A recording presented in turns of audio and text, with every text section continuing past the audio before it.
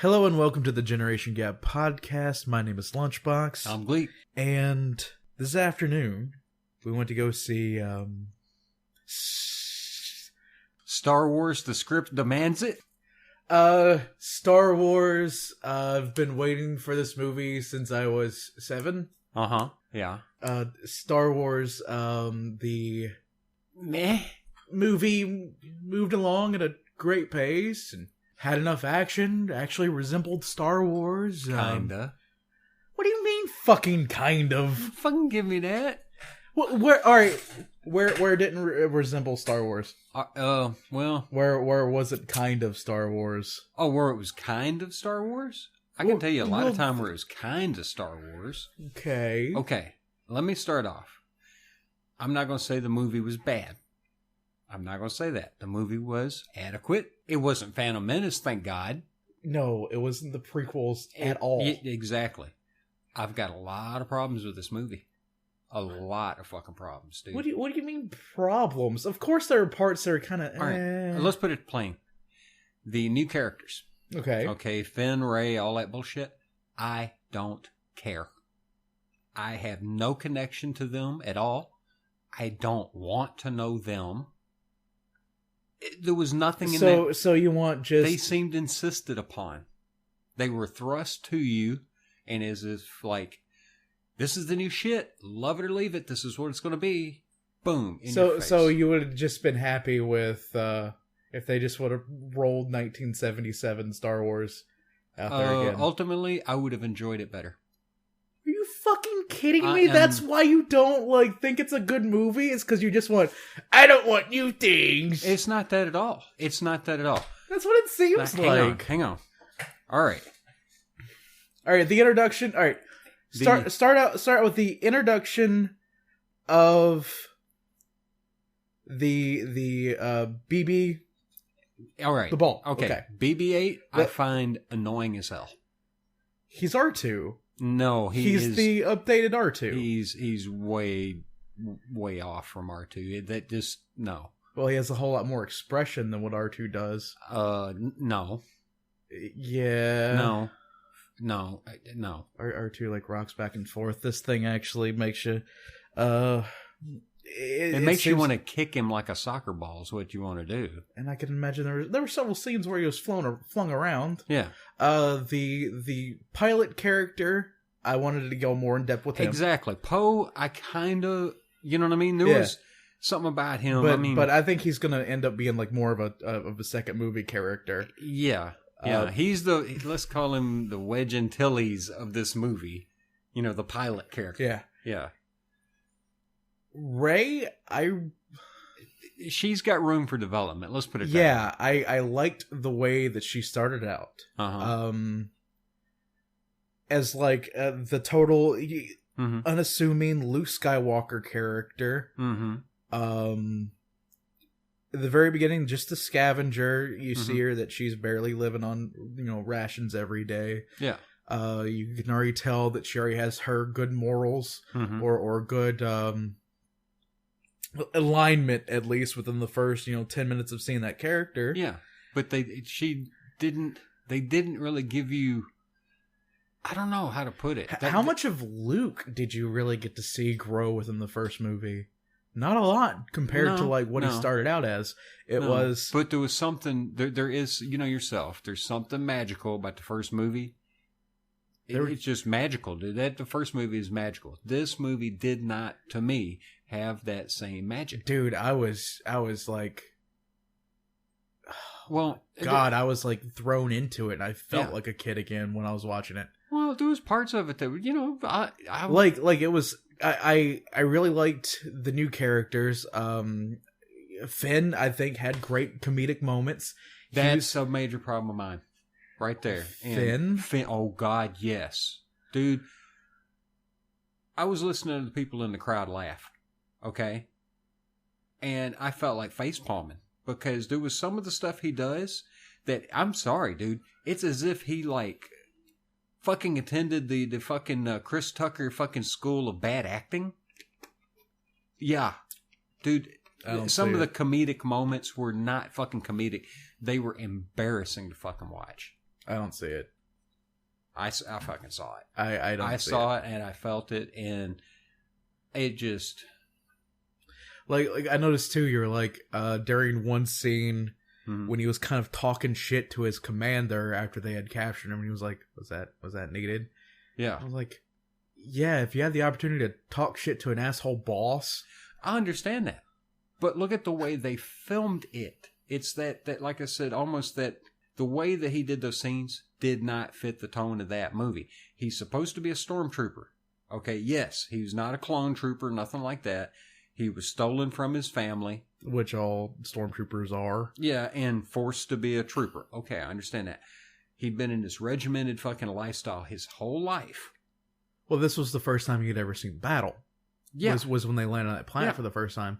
And you know, just like everyone in the military knows, dude, you can talk shit and be tough all day long on the range and in the training ground.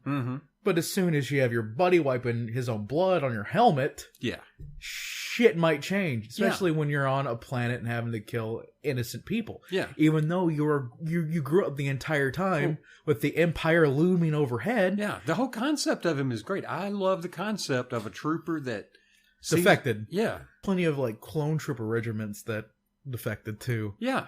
I mean, that to me, that's fine. That's fucking great. I mean, even the original Han, which is now considered legend, it's not even in canon stuff anymore. Even Han was an Imperial officer. Yeah. You know, that went against him. Fucking understand that. I didn't find his comedic shit appropriate for the movie. And it was really unneeded. All right. Not only that, they didn't give you a reason to care for him.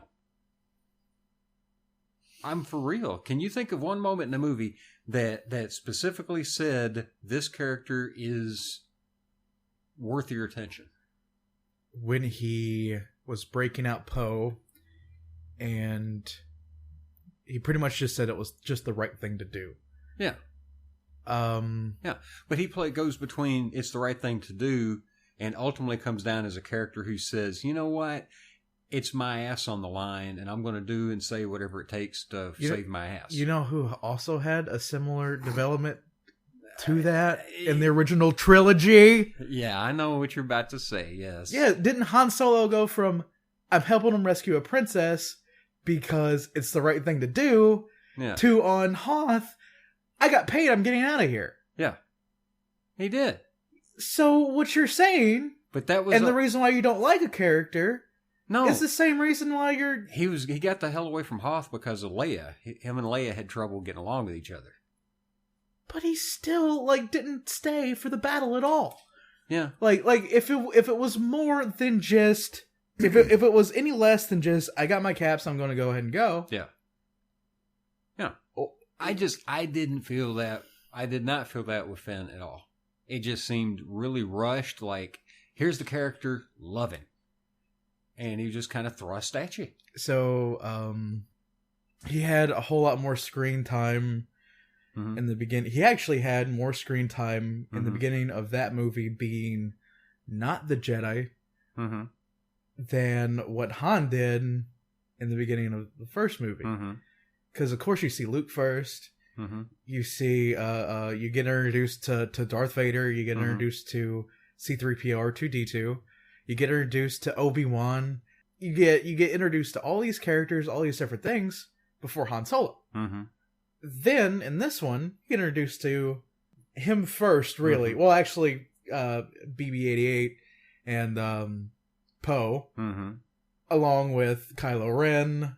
And then he was kind of like an afterthought that kind of bled through in that scene. So you get a little bit more character development on the front end than you do with Han. Because Han's more, to be honest with you, Han's more thrust at you than I believe that... Well, see, that's the thing, though. That's what I'm talking about, the magic of the first movie. You just knew it. You just knew it. When you seen Han, boom, lovable rogue. You just knew it. It was... He was perfect for that role. Because he had already had that reputation before.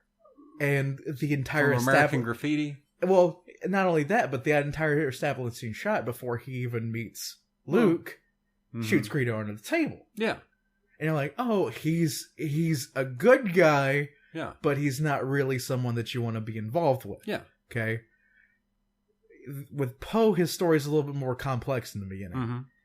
Stormtrooper defecting, you know. Well, no, Poe was a pilot. Oh, yeah. Finn. Yeah, I keep on thinking about that first scene when they're both in the fucking TIE fighter flying off. And just, beyond now, just beyond those characters.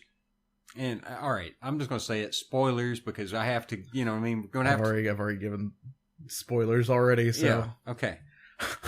I'm going to tell you right now, later in the film, after the fight where he looks like he's dead, right? You know, Finn's dead. Honest to God, I hoped he was fucking dead. I don't know why. I wanted that character gone out of this fucking movie. I wanted him gone. I don't know and why. Then Chewbacca picks him up, takes him into the Falcon, and I was like, there was a moment of me just sitting there, fuck. I don't see why you wanted him dead. I don't like him. I don't have any connection. I don't care about him. There's just no fucking connection to me for him at all. And, okay, another one. I guess the name is Ben. Solo and Leia's son, right? You know, Kylo. I think they rechanged it just to Ren. Yeah. Yeah. I don't know if they I think he called him Ben, but he might have called him Ren. I don't know what he called him there. He might have been called. Hold on a sec. Let me actually look this up. All right. But go ahead and. His name might just be Ren. Yeah. Because, I know when you become a Sith, you're supposed to take on another name. Yeah. So it might still be Ben. Yeah. Which is confusing as shit, because I was almost certain that in the Legends shit now, you know, Luke's son was Ben. To Wikipedia. To Wikipedia. I read that shit for 8 hours the other night. And see, I went to a total just nothing. Oh, dude, I jumped in it, and I was reading, back history of fucking R2 and, you know, that kind of shit. Nothing. Yeah. So maybe it is Ren. I'm still looking here. It's taking forever to load up on my phone. All right. Yeah, he was still born Ben Solo. All right. But since you take on another name and become a Sith, that's why it was Kylo Ren. All right. Yeah. Well, see, it was confusing because, like I said, Luke's son was Ben, and in the original stories, Jason Solo is the one that become the Emperor. You know, become the Sith and all that. Yeah. And, all right, the guy that they got to play him looks like him, you know, like Han. Just fucking like the drawing from the comics. And you know, if you look at the new toys, mm-hmm. of the more of the cartoony style Star Wars toys mm-hmm. of Han Solo, you can tell it's Harrison Ford's face. Yeah. But if you look at fucking Kylo Ren, you look at the Harrison Ford face on those toys, I'm like, I see what you did there now. Yeah, but you know what the closest though I think is? Kylo Ren looks just like a fucking Han in the holiday special. The fucking cartoon. He does. Yes, he fucking does. He does. Yeah. And that... Yeah. And now, here's the thing about this that bugged me. Now, thank God he was not as wooden as fucking, you know, Christensen. Hayden Christensen. Oh, God.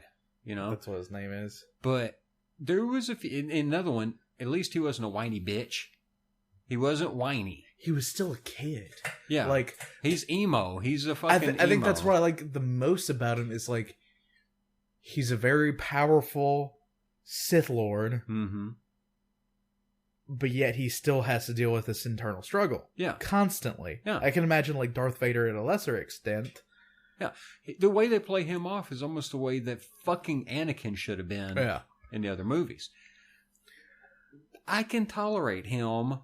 There was some parts of it that bugged me. I mean, the voice changer shit kind of at first threw me off. Then it occurred to me, come on, it's Vader's grandson. He's having a hard-on for his grandfather. Yeah, is what that is. Cult of personality. That's what I thought right away when I saw Well, when I heard the voice change, I had already seen the mask from the promotional material. Oh yeah, you didn't see a full view of the helmet. Yeah. But the voice changer thing, I was a little bit confused at first, like you were, and then I was like, okay, yeah, it's he has a hard on for Vader.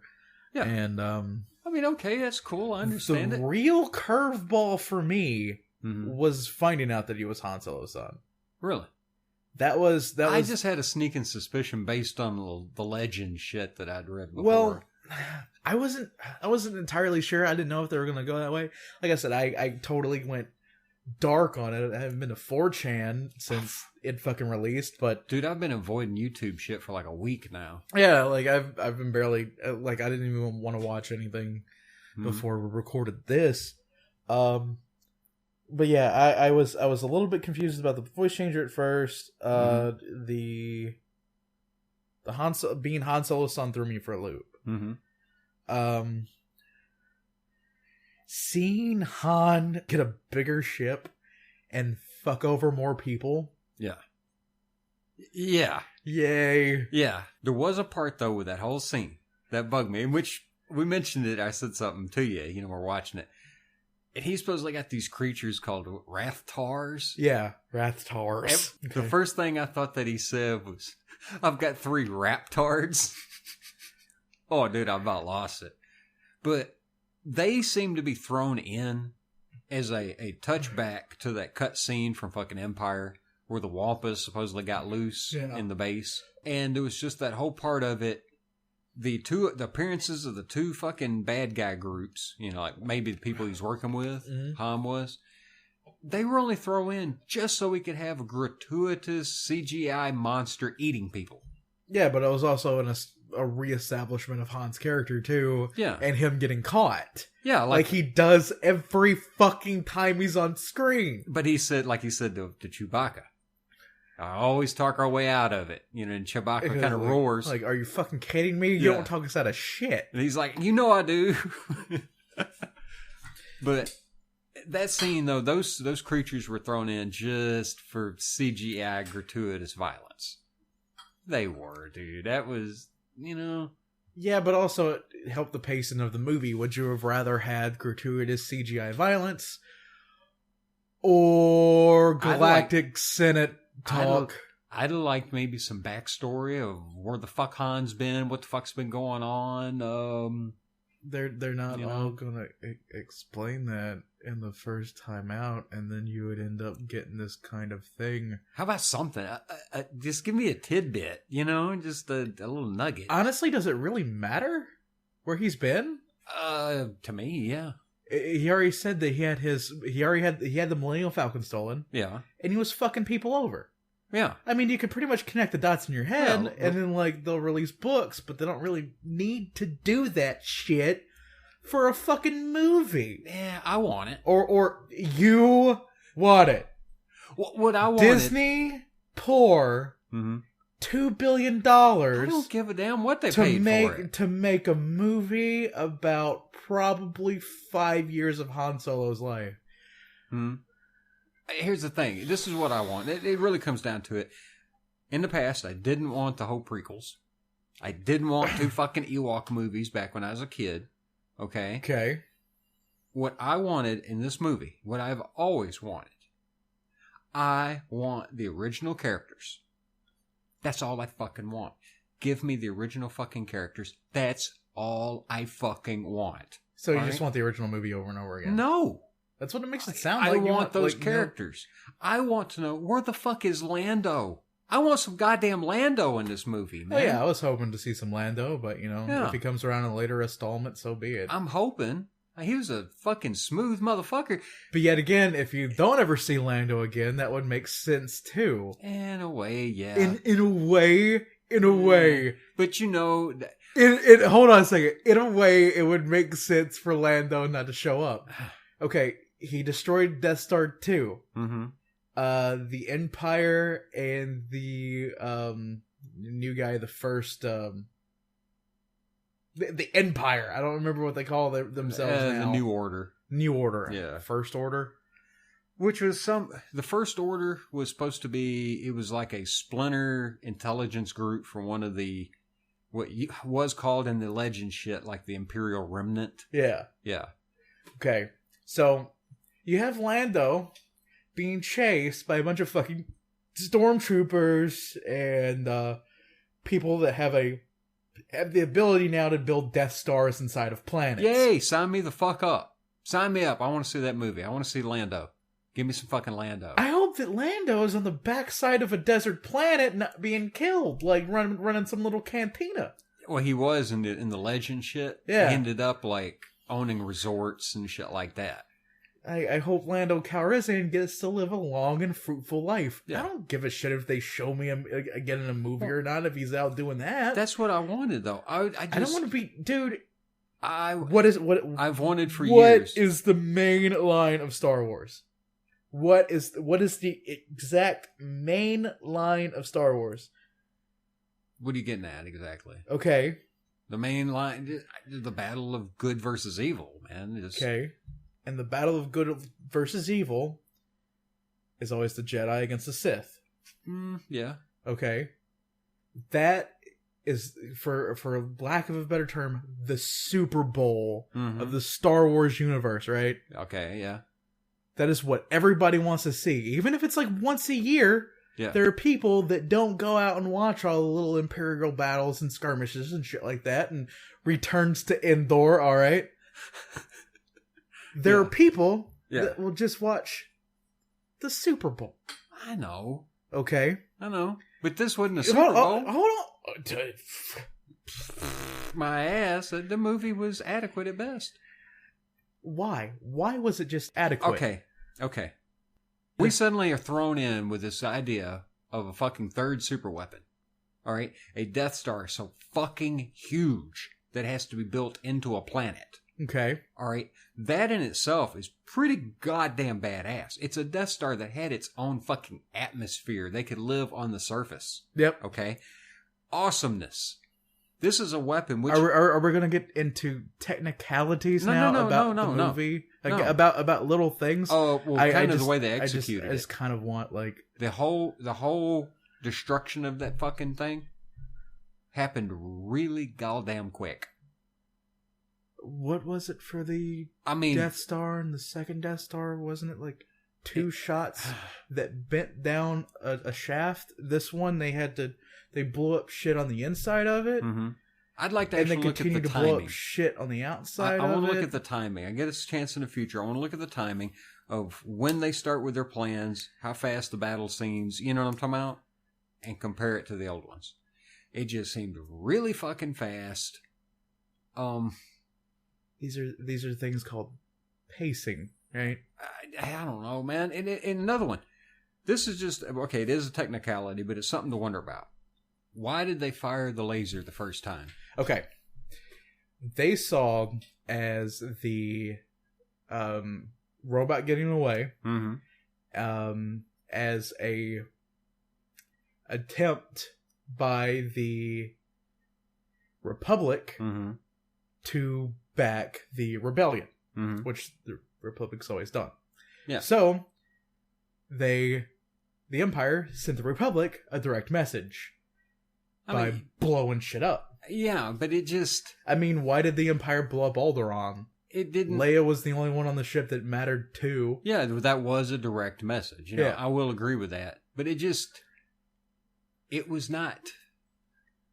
There was that very Hitler-esque speech. You know what I mean? And... Which now, if you notice, all of a sudden now the fucking Empire, the stormtroopers have almost a Nazi salute.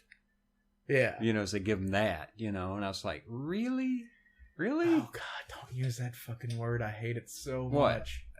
What, really? Well, that was what I said. That's what I hear. I hear Kathy Griffin's nails on a chalkboard voice every time that word is uttered in misbelief. I guess it's the same reaction I have whenever I see fucking women, especially men, go, "Aw, my fucking asshole clamp's so fucking tight it could like make a diamond." But anyway, sometimes things are cute. Okay. I just whatever. Have a heart of stone. What I'm All right, what I'm getting at, if this weapon, do you realize that this weapon doesn't even have to fire? This is a star killer. Yeah. That's its name, Star Killer. It sucks the energy from a fucking sun and kills the sun. It snuffs the sun. Yeah. It doesn't even have to fire its fucking weapon, man. Yeah, so it's like fucking doubly badass. Yeah, but you see what I'm saying? It sucks the sun away. All they gotta do is suck the sun away and then drive the fuck off. The planets die. Yeah. And then fall into that fucking core because just everything's fucked up. But you notice when it had sucked the sun out and then blew up, the sun was underneath it. Yeah. Yeah, which is another one. This is another one. I predicted it, and goddamn it, it happened. All right? Lens flare? You knew it was going to happen. Yeah, it happens in all J.J. Abrams movies. He hit you with 2 lens flares. Yeah. 2 of them, back to back. Boom, boom. I was like, you son of a bitch. It was like, sign J.J. Abrams on that. Yeah. It really was, which... Mm-hmm. A lot of this, if we're going to get into technicalities and directing style, you can tell the kind of pacing of it, as well as a lot of the lighting effects. Mm-hmm. A lot of the one creature that was in it, the Raptard, as you said. Yeah, the Raptards. The Raptards. That was very J.J. Abrams-esque. So he had definitely his call on that. Yeah. I'm just glad it didn't look like a frog and shake its jowls around. Yeah.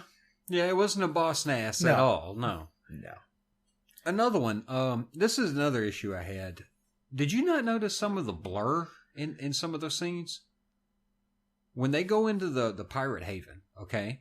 Which the whole concept of the pirate, he got the hell away from Hoth because of Leia. Him and Leia had trouble getting along with each other. Music annoyed me in a way. I mean, it really this weird Caribbean sounded. Not the Jedi. Mm-hmm.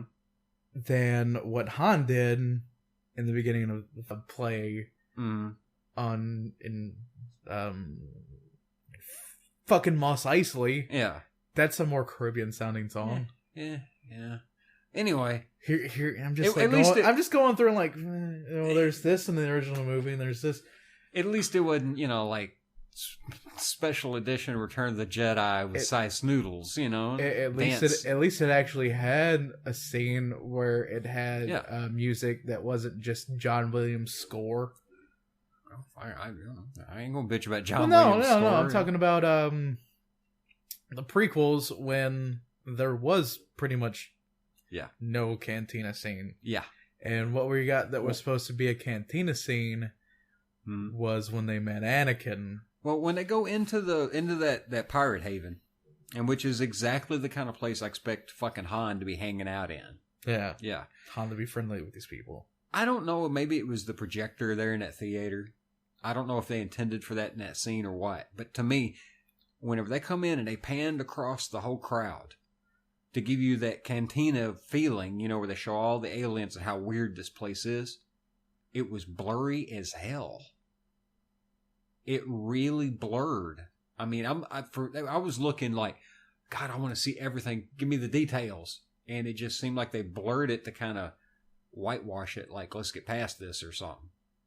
I don't remember that. I don't remember the blur. It wasn't like in your face, but they were not as sharp as they should have been. It could have been. Yeah.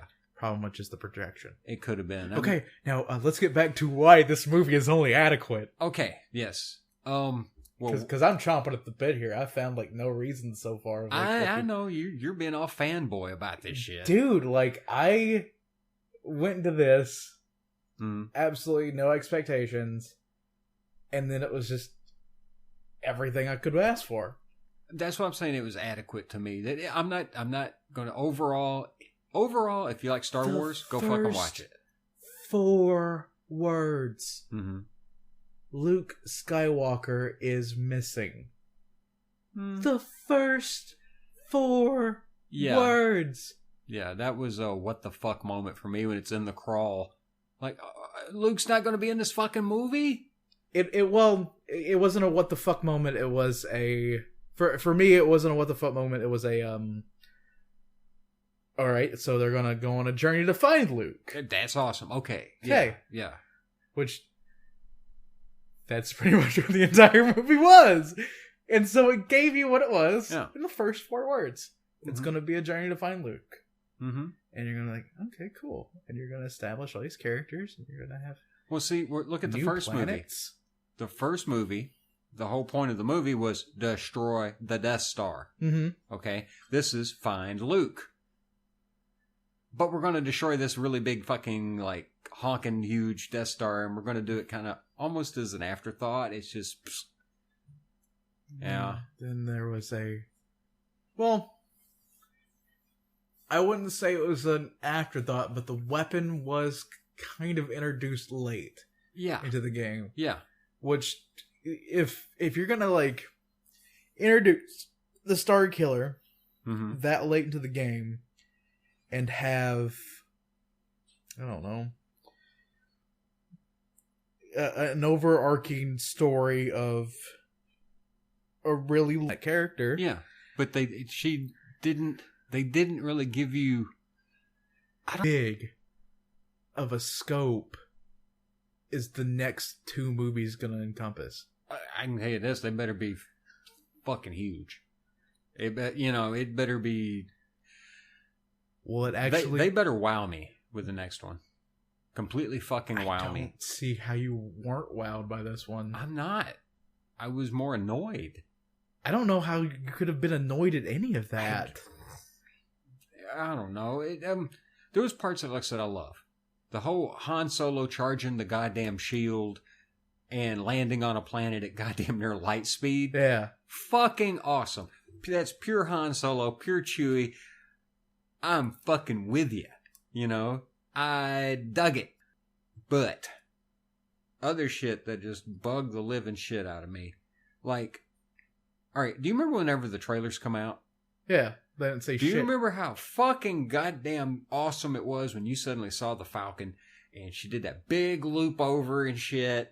And I really was expecting it to be Han and Chewie that doing that shit. You almost came your fucking pants. Yeah, because you were Rich Evans. Falcon. You were Rich Evans. I was beating off the fucking robot. You know what I mean? Yeah.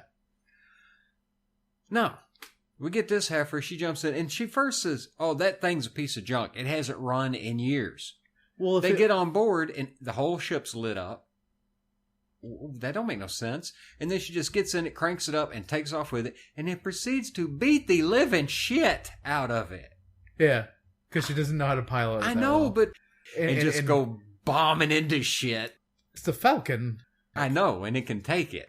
I'm really glad they brought back the all the repair problems with the Falcon. Yeah, that was a. But there was some Star Trek level technobabble during some parts of it.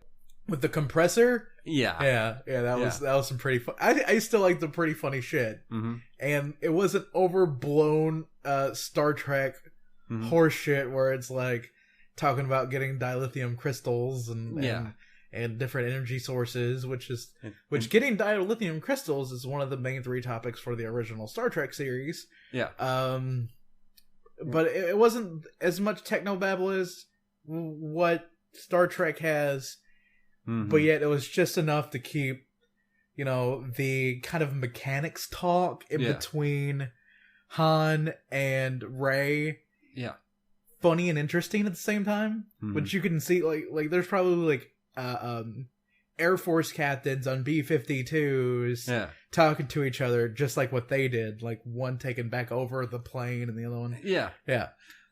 So I can see that happening all the time. But it was there was some technobabble like this. I mean, at most I think we got hand me that wrench in the original 3. No, see, I was willing to default. I'm a fan of Star Trek, so I was willing to default and accept said technobabble, Yeah. But that bothered me. I mean, the way she's crashing around.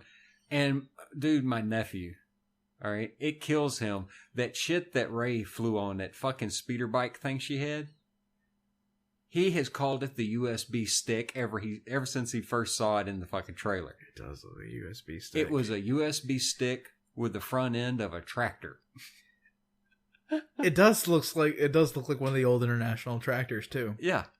And he said it too. He pointed it out to me. He was like, USB stick. Yeah. Yeah.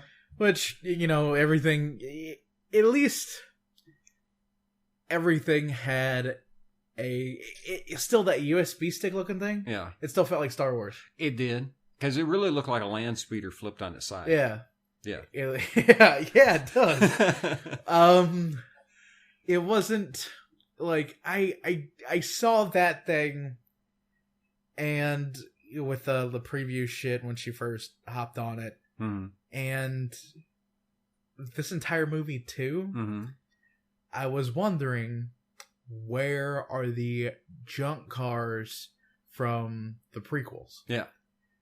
Absolutely nothing in the prequels landed anywhere near here. Well, there was one thing. There was one thing that is definitely almost identical to something from the prequels. Okay. Do you remember when they're running on Jakku, I think it was? When they're running and they go under this, there was 2 pillars and this big column thing, decorative. All right. That's the Twinkie ship from the, the second prequel? Do you remember the fucking bus that looked like a Twinkie? The first movie, the Attack of the Clones, a big yellow bus that they land on Tatooine in. Not Tatooine. I'm talking about it was when they were on Coruscant. There's this bus looking thing that delivers them like a shuttle, and it looks like a fucking Twinkie. The same shape was on that fucking column. It's the same fucking shape. Even like my fucking nephew, he bumped me and pointed, and he said, "Twinkie bus." And fucking pointed it out to me. Same fucking shape. Huh. I'll have to go back and look at the screenshots. Yeah. I mean, What was it? Was it an actual hull of a ship? No, it's the building, but it's the shape, the Twinkie looking shape of it. And it was a solid piece. Yeah, it was like it had like 2 columns and then this piece over top of it. It looked like a Twinkie standing on 2 columns. Was that the... When they're getting shot at and they're running to the Falcon. So it was one of the things that got blown up by the TIE fighter. Yeah. Yeah, but at least it was blown up by the TIE fighter. Oh, yeah. Like, if being blown up by a TIE fighter is the only thing that the prequels spill over from, good. Now, another thing about the TIE fighters. I liked the later TIE fighters and the fact that they had a rear gunner position. Yes, they had a rear gunner position. That was awesome. Dude, that A-Wing, the first time it lands, it screams like this. These are the 2 words. A-Wing? Yeah, when A-Wing ship like that. Then what was the ship that Kylo Ren came down in? Oh, you're talking about the shuttle with the yeah. Yeah. A-Wing's a fighter, dude. Oh, okay. I get all the... You're talking about like an Imperial shuttle. Yeah. That was an Imperial shuttle, but like missing the top piece. Holy fuck. Yeah. Anyway, Kylo Ren coming down that ship. 2 words went through my head. Empire, bitch! Oh, it was, very much. Dude, holy fuck. Mm-hmm. Like, every single time you've seen an Imperial ship or a gang of stormtroopers, that's what it made you feel like. The landing ships. Yeah. Were fucking beautiful. Yeah, because it was like straight out of some World War II shit. It's a flying box. Yeah. Yeah, it's a fucking, one of those things they fucking crash into the beaches of Normandy with. Exactly. Starship Troopers. You remember the shit they did, and then the fucking drop ships? Doors came down and then out come stormtroopers. Yeah. This is the fucking shit we didn't have the technology for in the fucking original 3. That's what I'm saying. This is the shit that we should have had in the prequels. Mm-hmm. That's what I'm saying. Like this is like, if you would have went back in time, and just been like, and just moved the prequels into never existing land. Oh yeah. And then like moved this back, and you're like, all right, let's scale it back a little bit. It's still gonna be Star Wars. It's still gonna look like this. You guys are gonna be slightly younger in this. Yeah. Took the exact same thing, put it in 1999, I would have been able to connect with my little brain would have been able to connect that was fucking Star Wars. Yeah. And not what it did with the prequels. Yeah. When it was like, I don't know what this movie is. I want to play with my Ninja Turtles. Why is this man at a 50s diner with a four-armed fucking alien? Why is he speaking into a Gillette razor? Yeah. Well, Why does Qui-Gon Jinn have to take a specific thing to a specific chef in a specific diner on the back part of a planet in the middle of fucking nowhere to be able to find a kid? I don't give a fuck if the kid's a good actor or not. Yeah. That poor guy now. Yeah, he's nuts. That poor guy now. I don't. Do you realize he's going to be like this? He's going to be the next Macaulay Culkin to just lose his mind and. All right. Yeah. There is no reason for any of those characters in the first movie to have ever banded together outside of the princess being protected by Jedi. That's it. Jar Jar stepped in the poodoo. Yeah. Anakin saved him from getting his ass beat. Yeah. And then all of a sudden, like, the only thing that resembled Star Wars out of the entire first movie was the pod race. The two-headed announcer. Oh my god! But it made me want to like swallow rat poison less during that scene. I wanted to eat less rat poison during the scene. Yeah. Well, not eat less rat poison. Not eat rat poison as bad as what I did for the first 45 minutes of the movie. Yeah. Where it was. Because they were already feeding me Ambien when I was a kid. Midichlorians. Yeah. Oh, thank God that I was waiting for it the entire time. And when she gives basically Yoda, that one alien woman, give damn near Yoda's fucking explanation, Ben Kenobi's explanation of the Force. Yeah.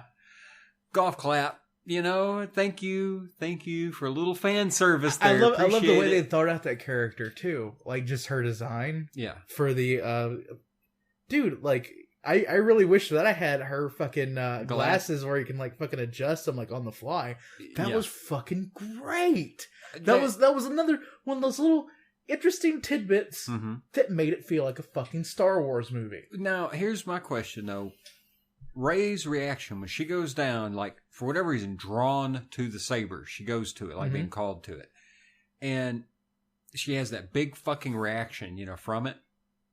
And to me, that felt like they were trying to recreate the tree scene. Yeah, Luke in the tree. Yeah, I saw that as well. Kind of. I mean, the whole idea was that the tree was a negative force. And that's why Yoda went near it. Was to balance out his good so nobody could sense him. He went near a negative source. But I think what they're leading that's idea that Luke's lightsaber is now become a fucking artifact. You know, it's for whatever reason has become just like the fucking holocrons and shit. Or whatever they called them. Yeah. Horcruxes in Harry Potter. It was all is in the comics and the games and all that shit. Jedi artifacts, you know. But he could have too concentrated a whole bunch of Force energy into that.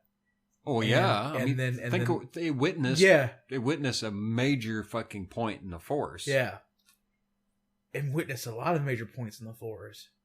Yeah, but concentrated a whole bunch of Force energy to that. Since she was so, I guess, had so much of the Force in her. It was almost like it was waiting for her to come near it. Yeah. So it could beckon towards her. Well, she's going to be, dude, I'm almost willing to put my money on it. She's going to be Luke's daughter. I don't know. I don't either, but that's what I'm thinking. She's going to be Luke's daughter. I don't know. I kind of hope not. Or maybe she's just going to be another Force-created fucking... I don't think they're going to go down that route again. They might. I really don't think they're that fucking stupid to, like, go down that route again. Yeah. Because, like, I was waiting. I was waiting for another fucking... Force Jesus? No, not Force Jesus. I was waiting for another fucking Jar Jar in this. Yeah. I was waiting for it. I was like, if that was to fucking happen, I don't know what I would have done. I know the entire, like, ride home Like, I was pretty much silent the entire way. I was like letting, oh my God, the end sink in. Mm-hmm. And not like the big fucking finale end. Yeah. The whole thing with Luke at no. the very, very end? No. Not even that. Okay. The thing with Han. Oh, yeah. Dude. That wasn't his bounty to take. No. That wasn't his bounty to take. No, that was fucking Boba's. If anybody in creation should have been able to kill Han Solo. Yeah, should have killed Han Solo, would have been fucking Boba. Or in that moment, his son. Okay. But see, or not Boba Fett's son, fucking his own like his Kylo son, yeah, Ren's son. Like, cause that right there took someone who is just kind of just super angsty. Yeah. Like, didn't get his way. He was a dick for like ordering the massacre of people. He's a dick just because he's a dick. He's a dick. He's fucking Empire. Of course they're going to be fucking dicks. He's Anakin's grandson. So yeah, he's going to be a little emo. Yeah. That was the Empire. Like to me, that was like the Empire scene where Vader cuts off Luke's hand. Yeah. Like that right there. But it established him as even more fucking ruthless. I think that was supposed to be his turning point. Where he goes from having doubt, where he says, I see the light. Yeah, he says, I see flickers. Yeah, and to him, that was supposed to be like maybe his full conversion to the dark side. Mm-hmm. On top of this, though, this is just me. Fucking inexcusable. Inexcusable. I didn't say shit. I didn't say a fucking thing when that scene happened. But I was just like, Han Solo is not a disposable fucking character. No, he's not. And that's why it made it even more of a shock when he died. It wasn't so much... I kind of sensed that something was going to happen like this. It just, you could fucking sense that something was about to happen. Because, in the most part, Han stole a show. Like, yeah. Like, it then became Han's movie. That's what I fucking wanted. That's why I was all but fucking beaten off in the seat. Finally, I get to see fucking Han and Leia and Chewie. Yay! Dude, like, after he died, and Chewbacca's reaction. Yeah. Spot fucking on. It was, but it should have lasted longer. Dude, like, they cut away. They cut away from it, and they go ahead and and they show... Where Chewie just starts killing everybody. Which I'm glad, dude, they could have overdone that scene. They could have underdone it. I think they did it, spot on just for that moment. Because, like, there was something even bigger being taking place at that point. They had to destroy... Starkiller base. The Starkiller, yeah. So they went ahead and they moved on the story, which I thought was a really good level in pacing. But, and I'm glad it was Chewie fucking hugging Leia and shit like that. Yeah. That he's the one that would tell her. Yeah. Yes, he would be the one to tell her.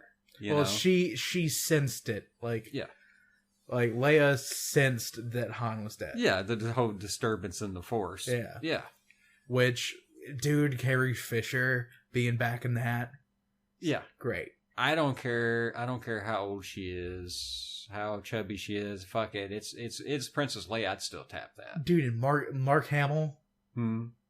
He looks right. He looks yeah. He looks right. Like him standing there like at the top of that mountain, you're like, okay. And then he turns around and he's got that full beard. Yeah. It's just like you're looking on Ben Kenobi for the first time. Yeah. He feels... Yeah, he's actually older than Guinness was when he played. Yeah, but Ben. Dude, for him to even abandon his lightsaber like he did... Yeah. Makes me like so eager to see what he can do in the next film. Yeah. Like, has his ability, like, went past Yoda's? I probably. Like... If he taught Kylo... And Kylo is that fucking powerful, and can too. Stop. Yeah, but I had trouble. Like, he stopped a fucking laser blast. Really? It's the Force, man. It's the Force. It's the Force. I'm willing to go along with it. And then he just lets it go. Like, I'm willing to go along with it. And force bitch slaps are pretty fucking awesome. Yeah, dude. Yeah, dude. After he's tearing up that panel the first time that the officer lets him know that shit happens. Yeah, and them two stormtroopers. Yeah, well, no, that was later on in the film. Oh, yeah. But the first time he has like that fucking freak out. Uh-huh. And then the guy standing there is like, and the girl was with him, and he turns around and does the force choke and pulls him to him. Yeah, Get over like, here. Yeah, I was like literally just chomping in the middle of that part. I'm like, that's so fucking badass. Just do more shit like that all the time. Now there was the comedic moment with the stormtroopers. Yes. Where he's having that second tantrum, tearing up shit. After the one stormtrooper was Jedi mind tricked. Yeah. Into, it's like, you release him from these panels, and he walks over there and he's like, I will tighten these panels if you keep it up. Yeah. And she tries it for a third time, and then finally she gets that thing. It's like, oh yeah, drop your weapon too. I thought that was a great moment. Yeah. And then Kylo Ren's fucking shit up because he... Temper tantrum. Yeah. And this two stormtroopers hear it, and they're like, fuck it. No, we're not dealing with this today. Yeah, I heard you say that in the theater. Nope. Because like that was probably what they were saying to each other in their helmets the entire time. Like, yeah. On their fucking radios, they're like, nope. Yeah, let's go check Sector C over here. We haven't been that this way. Have we been at the trash compactor area today? Nah. Well, there was that joke with the whole thing with fucking Finn. Now, I think this was some weird callback to Clerks. Okay? He's supposed to be a stormtrooper. And he's saying, I served on this base, right? Mm-hmm. Okay. What did you do? Sanitation. I was in sanitation. It's a fucking callback to fucking Clerks. Whenever they said there about, do stormtroopers know how to install a fucking toilet? Are they insinuating that in this universe, stormtroopers know how to install fucking plumbing? This is actually something that's explained in the expanded universe thing. Yeah, but all the expanded universe has been destroyed. It's all gone. I know. It's no longer canon, but it was still something that was explained. Mm-hmm. Stormtroopers had other jobs than just being stormtroopers. Uh-huh. Yeah. It didn't, like, most of them were in, when the Death Star was being built, Mm-hmm. most of them were a part of constructing the Death Star. Mm-hmm. As well as, protection. They had to do more than one thing. If you have an unlimited supply of people... Yeah, when you're building a fire base, all the guys on the fire base help build it. Yeah, but if you have an unlimited supply of people, you think you're only going to train them just to do one thing. And I was so fucking happy to see this time around that, for the most part, stormtroopers could actually hit shit. Finally. Yeah. Yeah. It was like, in between Jedi in this movie... Like, the remnants of the Empire got together and be like, we gotta spend some more money. You guys have caused us to drop the ball so many times. We're gonna line you up for marksmanship training. We're gonna make sure that we get that down. I know we said quantity over quality. Yeah. But this is like having 40-year-old spoiled roast beef for dinner, and we need you to at least be... There's some Grand Moff standing there with his hands on his hips, just damn, people. Just damn. They can't hit shit. Would you like to... Like, I would... If they can make, like, little funny comic shorts or whatever, show me Stormtrooper marksmanship training in between this time. Show me how bad it was. Like, you had the stereotypical paper target up, right? Which I've never understood. If they're supposed to be clone troopers, they're supposed to be cloned from Jenga, for God's sakes. Yeah. Why couldn't they hit shit? And they can't hit shit. Well, none of that matters now, right? Yeah. Hopefully none of that ever fucking matters. And we can just take it. You know how you take a turd that's like, you look at it and you think there for a second, it's like, this is never going to flush if I put toilet paper over the top of it. Yeah. That's what... But yet, you hit that flush button... Hoping that it goes down. And then it just all gets... Just all goes away. Yeah. And you're like, oh, so those movies have been simmering in the toilet because you're scared to completely get rid of them. Yeah. Yeah. And then finally they were like, are you ready for the plunger to go down? Yeah. And I'm like, yeah, I've smelled it for about enough. This has dominated and ruined too much of my life. And like, it makes me hate the meal that I had yesterday. Yeah. The first movie, you know what I mean? Like that beautiful meal I had. It's like eating too much steak the night before. Yeah. It's like the original 3. It's just it was a 3-course dinner. It was Well, it was just like 3-inch thick New York strip steaks, fucking bloody rare, lined up. You don't. It's so much meat. You don't have to have a potato with it. Right? You had ice cream and pie afterward. Yeah, you're sitting there and you're able to cut it with a fork, right? Yeah, those original movies. And then you ate too much. And you're like, oh, I indulged a little bit too much. Which I will say would be the Droids cartoons, and Ewok movies, and the Ewok movies. Yeah. And then, the ice cream and pie is like all the expanding. So it was a holiday special, like the bad entertainment before you started eating? Like some shitty comic got on stage and made a couple of shitty jokes before you sit down and start eating? Well, I think it was you're sitting there and you're watching your show like after you eat a little bit, and it's that one fart you let out where it's kind of like a gamble on whether or not it'll be a turd or not. Yeah. And you're like, okay, that's over with now. I can move on with my life. Yeah. The prequels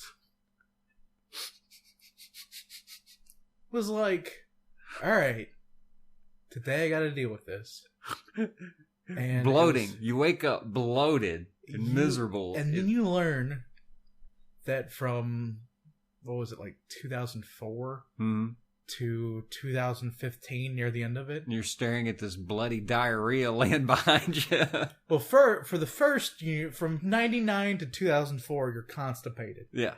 You're just like, oh, I want it over with so bad. Yeah. I want it over with so bad. I just want this demon child out of me. It burns. It burns. Yeah, you are Randy Marsh spitting on top of this turd by like 2003. Hot. Or you can do like I did and waited 3 years before seeing fucking episode 3 after it came in theaters.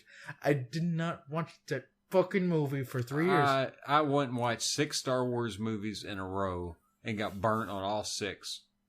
All 3, the re-release, the special edition re-releases before the prequels. Yeah, I got burnt 6 times in a fucking row. This movie, though, if I had to describe it as a dinner, it's not the steak dinner of the first movie. Okay. It's not the shit pie of the other ones, I can tell you that. No, it's not. It's not the painful. This meal was adequate.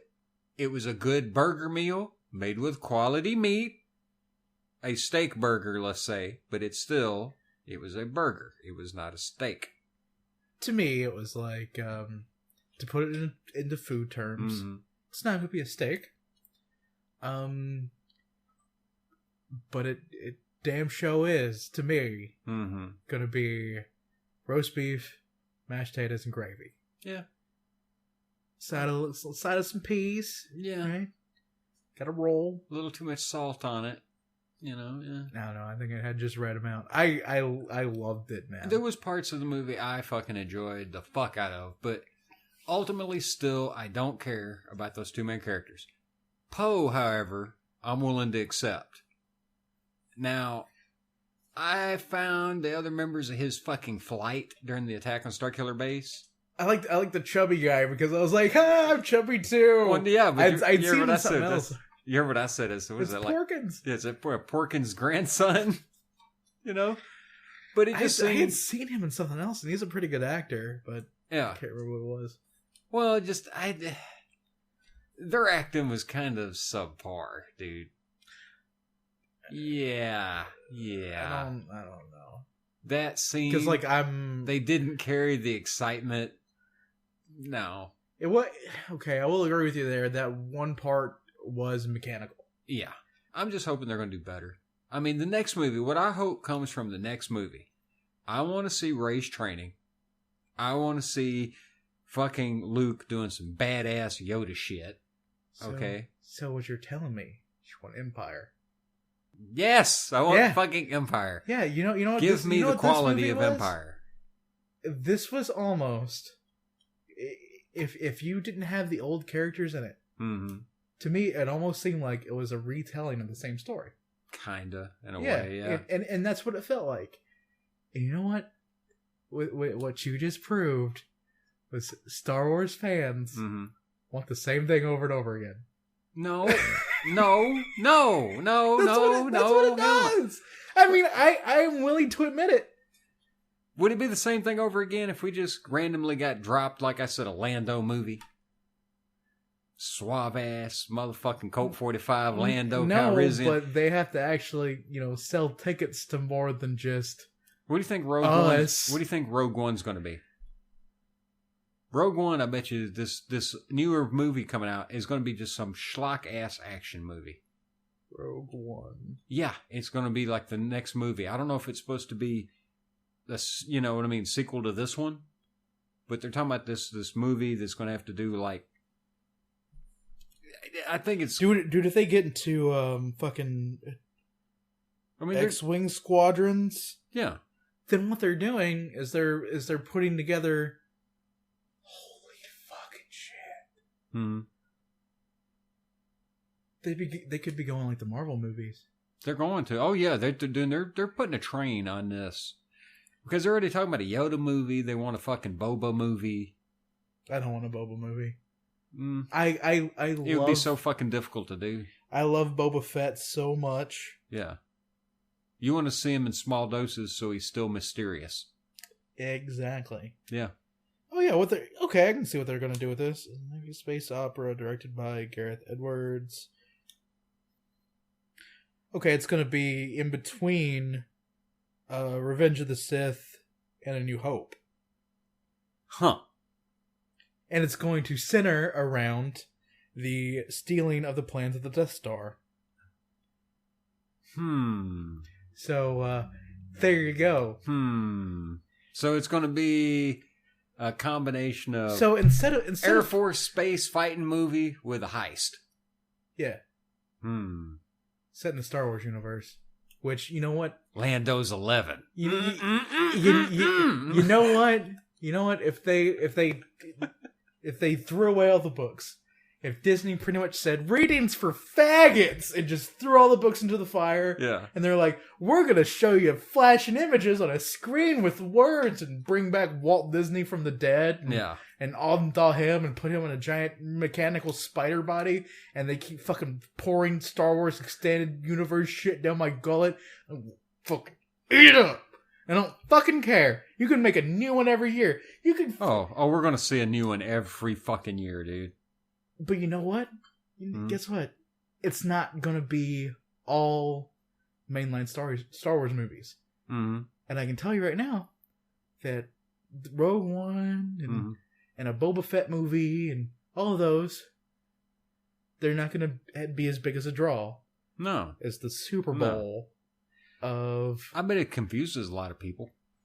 There's going to be people go to it and like, what the fuck is going on? Yeah, but I can imagine they're still going to be able to make it to feel like fucking Star Wars instead of the holy shit, did a nuke go off when people walked out of the Phantom Menace? Yeah. As long as, that's the most important thing. Can you make it feel like Star Wars? Did you? There's so many things in this universe. Just fucking make it feel like Star Wars. That's why I didn't like Knights of the Old Republic. Yeah. It had lightsabers, it had blasters. Mm-hmm. It didn't feel like Star Wars. Yeah. That's why I don't like the super old what is it, like 100 BBY era shit. Yeah. Where it was like, oh yeah, the Sith Lords are rising up. And I'm like, I don't fucking care. It doesn't feel like Star Wars. Yeah. Give me X-Wing fights. Give me stormtroopers. I want to see lasers and shit hit in the face. And you know what I really, really, really just fucking creamed my pants over in this movie the entire time they had it? For the fucking short scene where Finn had the lightsaber. And then the later on scene when Rey had the lightsaber. Yeah. They didn't do the stupid flip around, swinging blades everywhere, stupid fucking horse shit. But, however, one question. If Kylo Ren was supposed to be such a badass, okay? His training isn't done. Yeah, but like how Luke was. How come a stormtrooper who has no fucking lightsaber fucking training at all, all right? He was also injured, too, by the second fight with... Yeah, but what I'm saying, how come that they can fight for so fucking long? You know? And there's another one. Rey hits Kylo in the fucking face. Yeah, just... In the face. I think it singed him. Like, she didn't have a full-blown hit. I know, but... It could have been, like, just a... You know? Yeah. To the cheek, and then... You see my point, though. I mean, I was, like, sitting there, I'm like... He should at least... If he'd had his helmet on and took a lick to the fucking helmet and it showed his helmet come off and he's singed down his face, okay. Yeah. But she swings at him and it was that moment, I expected his goddamn head to, like, peel like a fucking banana. Yeah, I thought that, too, when she first hit. And I'm like, people are cheering kind of, you know, yeah. And I'm like, he got hit in the face with a motherfucking lightsaber. Dude, and I thought I was gonna hate the idea of that hilt on there. Yeah. I really thought I was gonna hate that. Yeah, I'm not happy with it, but I'm willing to accept it. I like it. It works for the way that he actually uses the lightsaber. Where he burnt Finn with it? Mm-hmm. Yeah. Yeah. For it to be like a hilt. Mm-hmm. That was acceptable, you know. They're just... Dude. That was acceptable. I tell you this, the second movie better work on some goddamn character, you know, some bring the characters out. Oh, you mean like what Empire did? Yes, like motherfucking Empire. That's what they're doing, I don't dude. want, like I said earlier, I don't want no Chris Tucker fucking School of Bad Acting. I don't want that shit. I don't need the little comedic quips like this is a fucking Fifth Element or something. You know, I didn't see that at all. Oh, it's fucking in there, dude. I didn't see it. It's honestly, I didn't see it. And dude, I wasn't going in there trying to hate it. Oh no, I went in. I had got over the fact I was scared to death that this is going to be another Phantom Menace. I got over it, and then just went kind of numb and like I'll find out when I fucking get there. I'm not going to get all nerd raged and butthurt and all this shit like I did with Mad Max leading up to it. Yeah. Because I think if you were to watch that movie again, I think if you were to watch Mad Max again, you would actually like it. Mm-hmm. Well, let's put it this way, though. I talked to Smeagol, you know, my nephew. He's a young kid. He loves Star Wars. He fucking loves it. He's learned just by watching it and that, you know, the other movies weren't that great, you know. He said something to me, though, we were stepping out of the theater. And he said, you know, that was almost like Mad Max.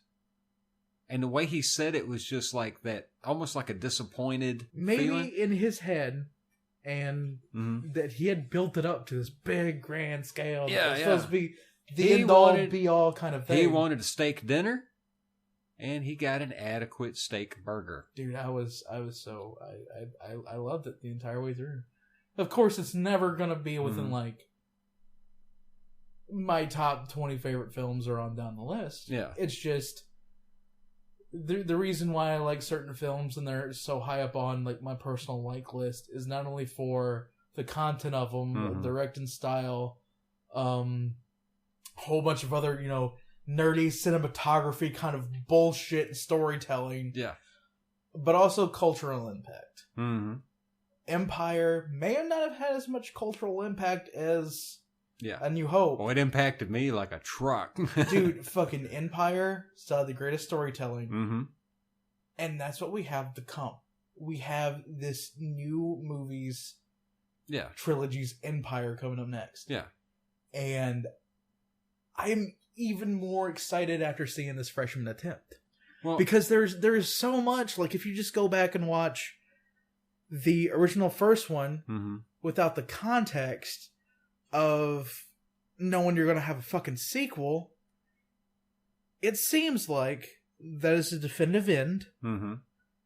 Everything's all right with the galaxy. Mm-hmm. Luke may not be a Jedi, but you know he still helped save the day. Mm-hmm.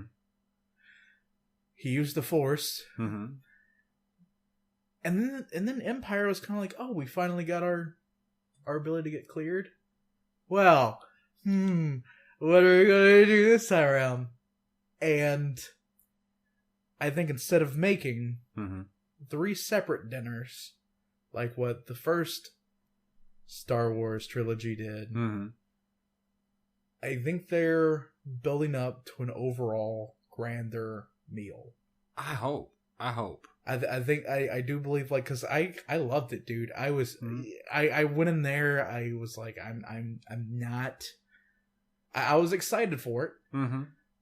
I kept cracking Alvin and the Chipmunk jokes the entire time, and like, well, as we were going in, but as soon as that fucking Lucasfilms thing, the entire theater just went dead silent. Which is something that's something I've noticed. Okay. That was almost kind of telling in a way. As soon as it started, the crawl started. We were all waiting for it to be bad.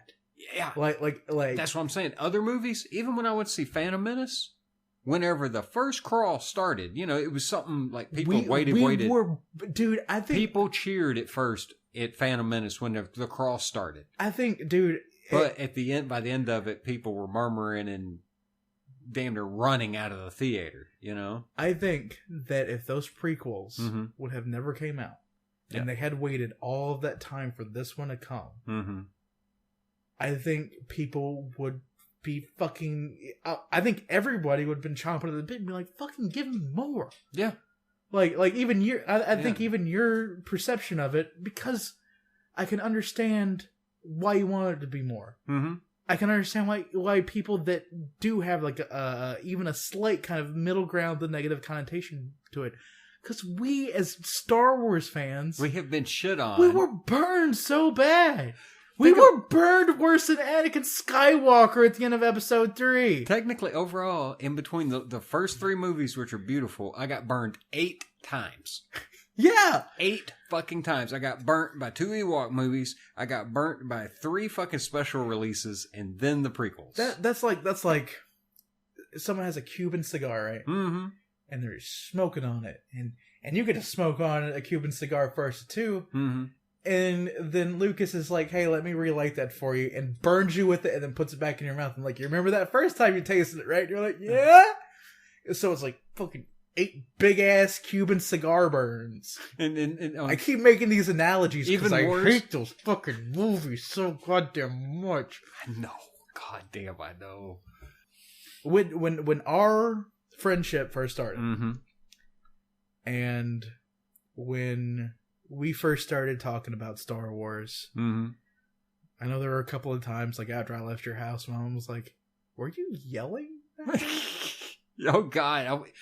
I wish we had a recorder for some of that shit back then. Dude, because I get on, as becomes more fucking prevalent as the podcast goes on. Yeah.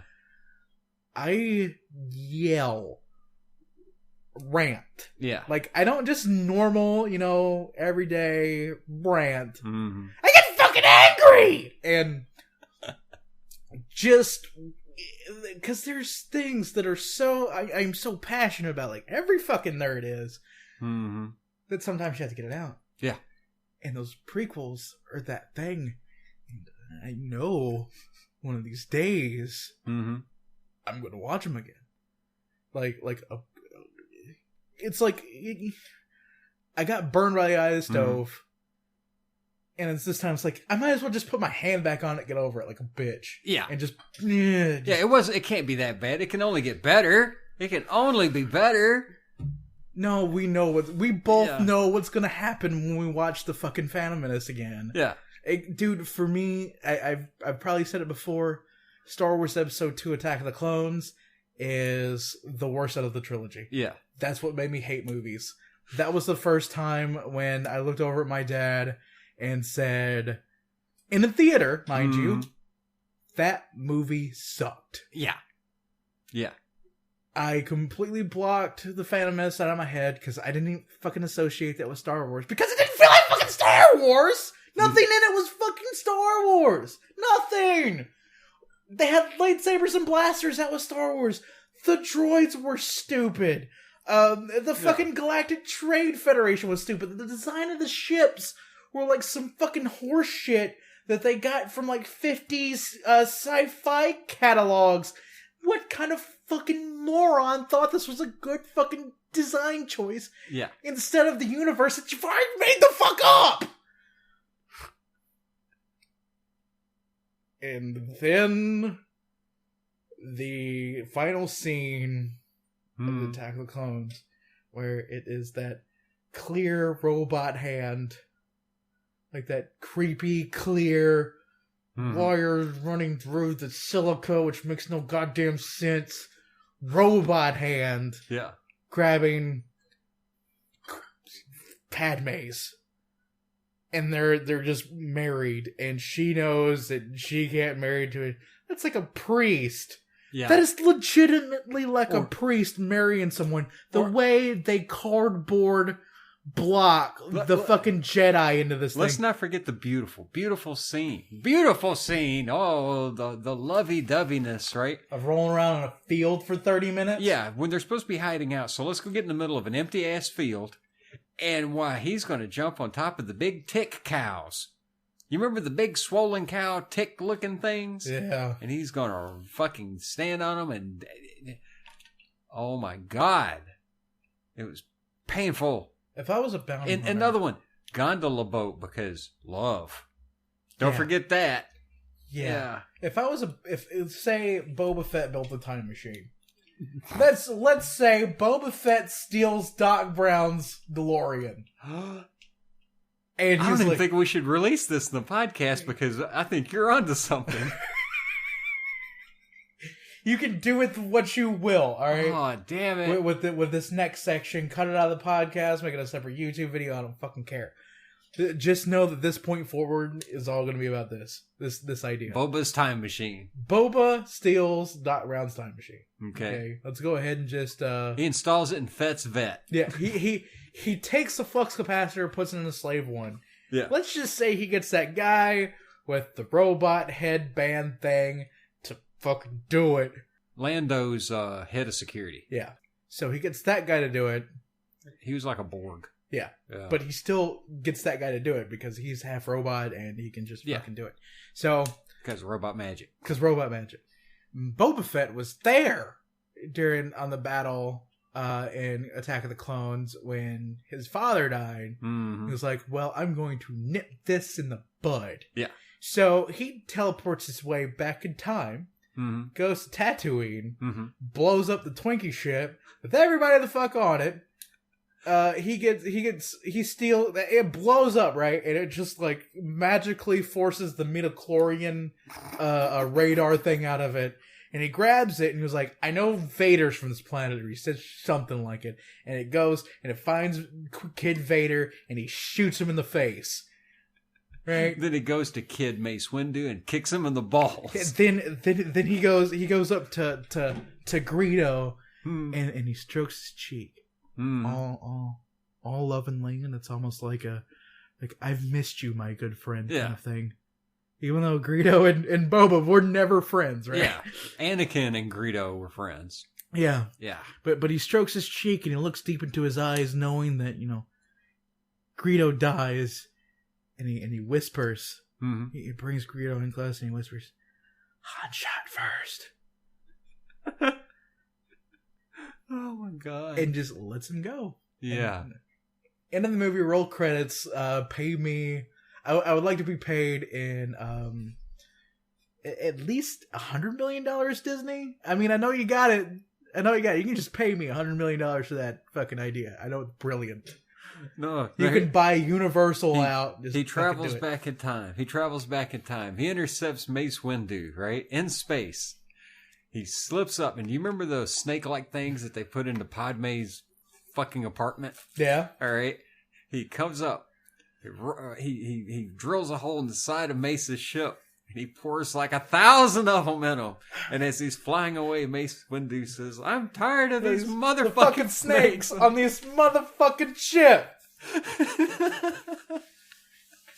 And then a fucking...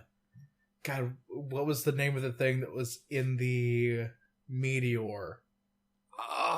This big space worm? Yeah. Yeah. And then a space worm comes out and eats Sam Jackson out of nowhere. Like that movie with the shark. Yeah. That's how you make a Boba Fett movie. Yeah. And, like, you don't give any backstory. You don't give any real story either. Mm-hmm. And have it end with just, like, Boba going like this, like, middle fingers flying at everything. Yeah. Because deep down, even though, Boba's a deep, serious person and does not take anything to do with his job or his life lightly, because he could be killed at any second, because he's killed people at any second. So what does it end? Does it end with you hear grinding gears, Slave One lifts up off the ground and turns and goes into the sky like it did on Cloud City, and then as it goes, it leaves 2 flaming fire trails behind it, and we suddenly switch over into gotta go back in time. He's listening to Hip to Be Square. Yeah. As he's flying back into 1985, fucking Doc Brown's dead on his desk. You look on the front of the ship and there's like, it's got fucking Ewok heads, like decorating the ship. He rips he gets back to 1985, rips the flux, just takes his hand, just rips the flux capacitor out. Doc Brown, like I said, laying stone cold dead over his desk, blood pouring out of it. It's only taking Boba like an hour or two to do all of this shit. Yeah. So, like, let's go ahead and film the movie in real time. Boba took only like 2 hours to do all this. He rips the flux capacitor out of it, goes into Doc Brown's house, spikes it off the back of his head, gives him both middle fingers, and then goes outside. And it was like, oh shit! Runs back in, grabs flux capacitor again, wires it up really quick, goes back to 1985's Earth, bangs Marty's mom. Wow, we went way the hell off field with that shit. Ultimately, if you like Star Wars, go watch it. I wasn't blown away by it. There was parts of it that really disappointed me. Like the whole Han's death is just unacceptable to me. But, I'm going to give it one more chance. The next movie comes out. If the next movie doesn't completely fucking wow me, I'm at a point that I might very well throw my hands up and say, you know what? I'm kind of done with this Star Wars thing. But did you like it? Yeah, but just barely. It was adequate. Did it entertain you? If I was just some Joe doofus that just stumbled into that theater and, whoa, what's going on here? Oh, lasers and spaceships, oh my. Yeah. So you're calling just general audiences stupid? They are dumb as a fucking corn cob, and you know it. The general audience thought Jar Jar was hilarious. Yeah, I think later on they finally woke up out of their coma. No, not most of them, no. Me also being a lifelong Star Wars fan, mm-hmm. reader of quite a bit of the expanded universe, person that goes out and every time I see anything with a Mandalorian logo on it, I pull out my wallet and throw money at it. Crumple up bills. I'm like, shut, take my money, shut, do it. Yeah. Someone who, every time I watch any of the original 3, mm-hmm. I'm back to being a kid again. Mm-hmm. Mm-hmm. I felt like a kid again when I was watching this. I'm happy he was. I'm happy. If people beside you can get that feeling, I'm happy for them. But me, myself, I was more entertained than I was annoyed. Dude. But it wasn't by much, dude. And to look down and see that my nephew, who's a kid, was kind of annoyed in a lot of the same ways. But yet... That bugged me. That kind of bugged me. I was like, this is... Emperor Glycatine. Yes. You have taught your Padawan in the super cynical way of the Force. Yes. Yeah. He lets the butthurt flow through him. And even though I am a vessel of nerd rage, at times when I am driving... You are a burning cauldron of nerd rage. They haven't witnessed it yet here. Yeah. I have. I have. Oh, yeah. I have... Blistering attacks. When we start doing gameplay shit... Oh my god. I hope there gets to a point to where I actually spike the fucking controller. I hope that I can play a game that makes me that angry again until I spike a fucking controller. RoboCop 2? No, that won't make me spike a controller. That will make me laugh till I have a headache because it's so stupid. But there's been a few games, more when I was younger, that I just full blown spike controller okay. Let me get back to my point. Yeah, being the person that is like that fucking sucks, goddammit, just fucking overreact. Will find points and prod, and it takes me a while to digest things. Yeah, because I know at first when I watched the Mad Max movie, I didn't like it. Yeah, and then I was able to digest it again. I'm never gonna watch it again. I will never watch that movie again. I think you'd like it. Nope. If you saw it a second time. I fucking refuse. I will not. Well, boys. No. Okay. But I can go into depth in how many movies that I've just seen and hated right from the start. Yeah. Just was absolutely disappointed. I know it's even shit that you like that I fucking despise. Like what? The fan-made Firefly movie. Yeah, that's not that great. I didn't care for that. But. In all actuality, dude, it takes me, I know you can binge watch Firefly, I can binge watch Breaking Bad. Yeah. If I don't take Firefly in small doses, I get extremely fucking bored. You're out of your fucking mind. I can only watch... You are out of your mind. I can only watch it 2 or 3 episodes at a time, have to go away from it, and then come back to it. Okay. That's just me. Okay. I can accept that's you. Because if I was to sit there and binge watch it all, I would just... I don't know. I would have to stop because, I'd break my dick from furiously masturbating. But yeah. And that's your way over it. It's my way over it. And I don't know. Yeah. But... yeah, I can get into such things where my opinions piss off a ton of fucking nerds because I think that Bully was one of the best Rockstar games of all time. Yeah. I have all these different opinions, and I share a lot of same opinions, and I know that you and I, this will not be the last time that we disagree on something. Oh, hell no. But I can respect your reasoning for it. Yeah. I just like to poke at it. Yeah, a lot. I think in a lot of some levels, I think you're just out of your fucking mind accepting certain things like BB-8. But if it's what you like a goddamn beach ball running around, bleeping and blooping, and while R2 sits in the corner with a case of the SADs. Oh yeah, yeah. Fucking robot had the goddamn SADs. Oh my god. Well, he misses his master. It's like a dog missing his master. So he puts himself in a coma. Yeah, like the dog from Futurama that waited outside of the pizza place for. Oh, don't equate R2 with that dog. Why not? That's about what it was. Because Fry went away. You're breaking my heart here. I know, but Fry went away, and then Luke went away from R2. R2 missed him. No, I got the fucking SADs. So now you understand. I understand it, but it's annoying as fuck. I don't know why it's annoying. God damn it. I waited for you, Luke. Yeah. Isn't that kind of, though, what I was saying about the whole fucking movie, though? Where I wanted the original cast back and nothing but them. So you were R2 or Fry's dog? I guess. I waited for you, Luke. Exactly.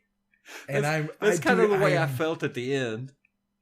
Luke not being shown until the end, dude, that puts a whole different dynamic on Luke Skywalker. Yeah. That is what he needed. Mm-hmm. Because, even at the end of the original trilogy, even though he grew into a Jedi, it wasn't matured. Yeah. His training still wasn't done. This feels like a character that's going to have some serious power. And I hope has some serious flaws. Oh, yeah. Because he's going to have his flaws. Yeah, Luke had his serious flaws. He was dressed in black. And in the extended universe, this is the movie that should have been made, okay? I don't know if you remember this. Luke become a fucking Sith. Yeah. He become a fucking apprentice of the Emperor and turned against him. He did it almost as a double agent kind of thing. But Luke did go and kill thousands of fucking people. Yeah. So they need to acknowledge the fact that, all that's a legend now. Luke should have this severely fucked up part in him. I think they are going to make him a very deep, wise character. Yeah. With his flaws. Mm-hmm. But maybe to the point, like, because you never get over your flaws until you become one with the Force. Yeah. And since he isn't one with the Force, he's still going to have a few of those flaws. Even though Obi-Wan, I think the only time that I could say that he had a flaw that showed on film was when he cut off that guy's arm. When he was harassing Luke. Because, like, maybe that was a little bit quicker to react than what a Jedi should have. Perhaps, but then again, there's also the fact that he said that was the hub of villainy. Mm-hmm. He knew he was taking a little bit extra more precaution. Yeah, he'd been there, he dealt with this shit, and he knew the situation. And probably something told him, you know, he knows, he was supposed to know how powerful Luke was. I got to nip this shit immediately, right now in the bud. I cannot risk that boy getting hurt. And absolutely cannot risk it. And he also knew how big of a risk it was taking Luke on as an apprentice. Yeah. And that maybe he was kind of crazed, a little crazed by what he was getting involved in. Maybe he was obsessed with Vader to a certain point. Yeah. Because, like, then, like, he finally waits to fight him, and then... Yeah. Pretty much lays down his sword. Which was fucking just beautiful. Yeah. Dude, that was like...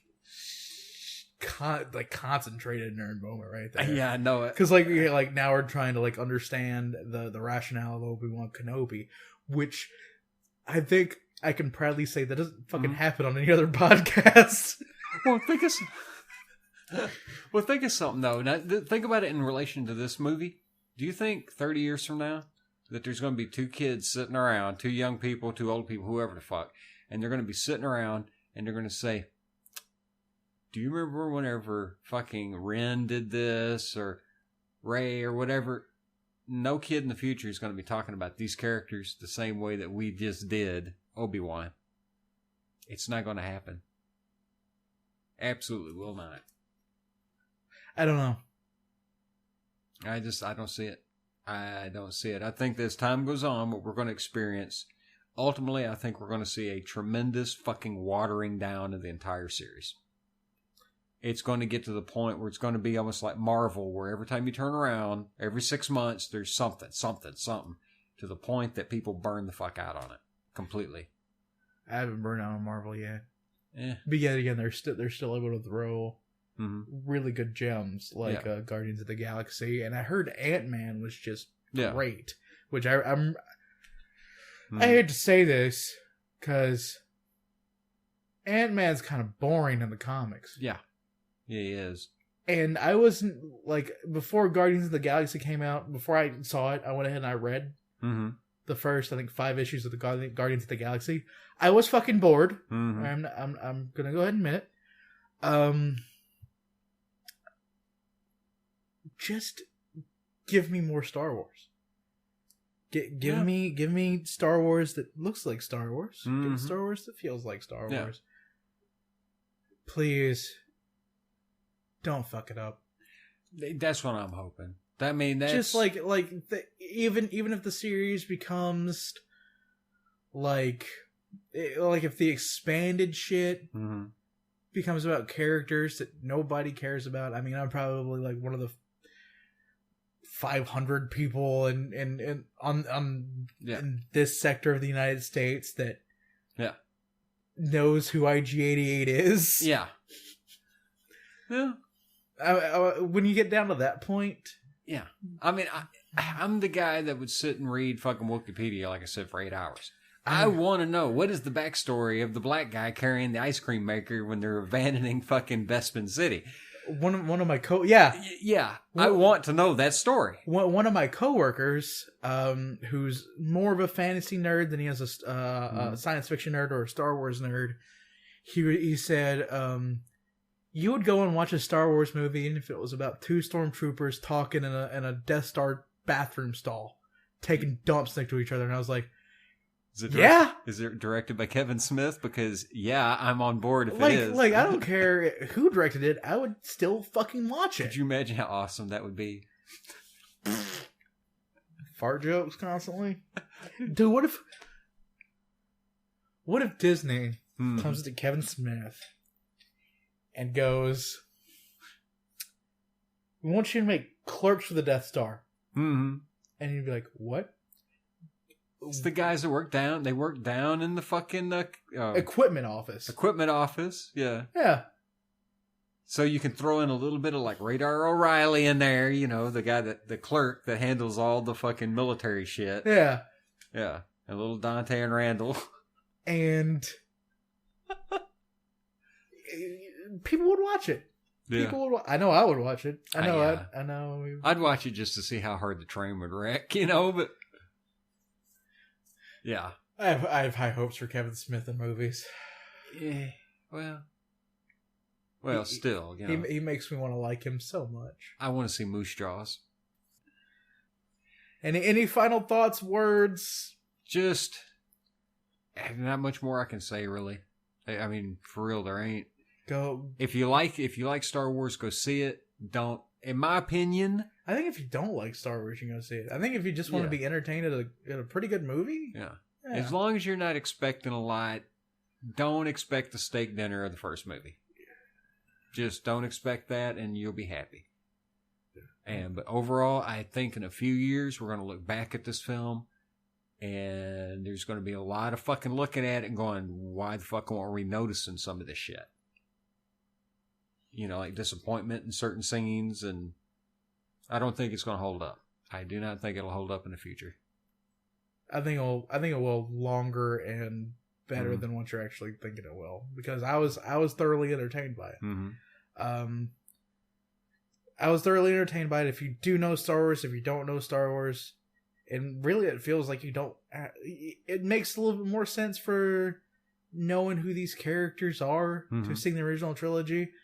But if you're a 7-8-year-old kid and you've never seen Star Wars before, and your dad's like, "Oh yeah, I loved these movies when I was a kid when I was growing up," at least you're not being handed the Phantom Menace. True. You're being handed something that you could actually watch and like and get into, and it's funny, and it has like, it's funny and it's epic, and it makes you like. For me, it made me feel things like when I felt when I was a kid again, like that sense of dread of the Empire. Even though I'm an adult now, and the sense of dread of the Empire quickly gets replaced, like, "Yeah, Empire, bitch," and grabbing the nutsack and like giving middle fingers on the way down. Maybe it's the time period, just the fact that I grew up. I mean, I was 3.5, 4 years old when the first one come out. I literally remember having to sit in the chair where it was almost fucking impossible for me to see over the chair in front of me. You know, when I went to see the first Star Wars. Yeah. And I grew up on that. So maybe my expectations are just way out of whack compared to other generations. It's probably sky high compared to a lot of people's. Yeah. Because that made me love science fiction. That movie, I knew as soon as I saw that fucking Star Destroyer chasing the blockade runner. Yeah. As soon as I saw it, I was like, "Oh, I fucking love science fiction." It was just like a hard-on. If you like movies, just go watch it. Yeah, I think overall you'll like it, but I think there's room for improvement. Yeah. And by God, I want an Empire in this next one.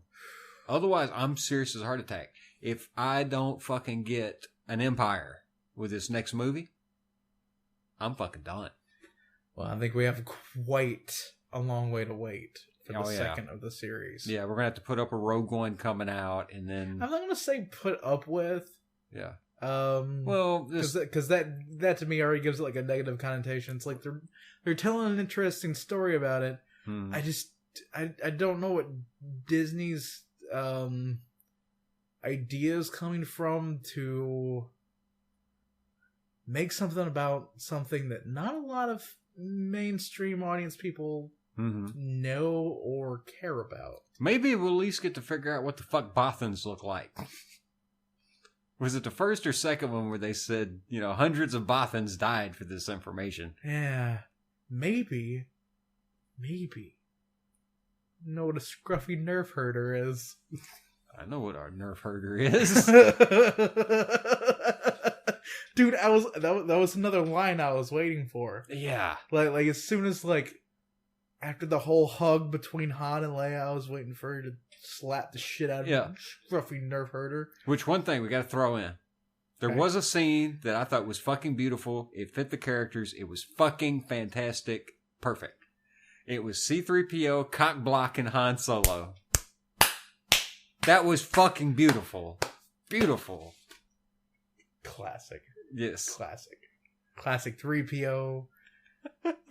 Classic. And then, instead of, Han getting the hug from Leia right away, Chewbacca got in on some of that. Yeah.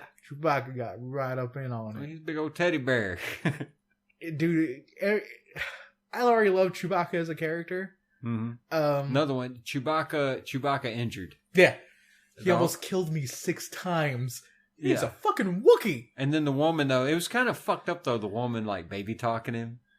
Oh, you're a big strong thing, aren't you? Yeah, but he would let that happen, though, because he's Chewbacca. Yeah. Chewbacca loves the ladies. Yeah, I guess he's like he learned that from Han. He was like, I saw that hairy piece of MILF you're getting back there on Kashyyyk. Is that how you say it? Kashyyyk. If I can give you the main reason to go and see that movie, see it for Chewbacca. Yeah. Like, even though Han stole the show, dude, fucking whenever Chewie is in a scene, it's all about Chewie. And that's been the same way throughout all of fucking Star Wars. Especially when Chewie's got to choke a bitch. Chewie will throw down. That's what I'm saying. He will tear your arms off and beat you with it. And this has been a special presentation of the Generation Gap podcast where we reviewed Star Wars Episode 7, The Force Awakens. I have been Lunchbox. I'm Gleek. And let's never talk about Star Wars that much ever again until next time they release a fucking movie about it. Hello! Smart Jobs Gary here to let you know that you can follow the Generation Gap podcast on the Twitters at Picklestick You can shoot them an email at picklestickproductions@gmail.com, or you could just go to their website, picklestick.com, and be sure to look for them on the iTunes and the Stitcher. You filthy capitalist pig!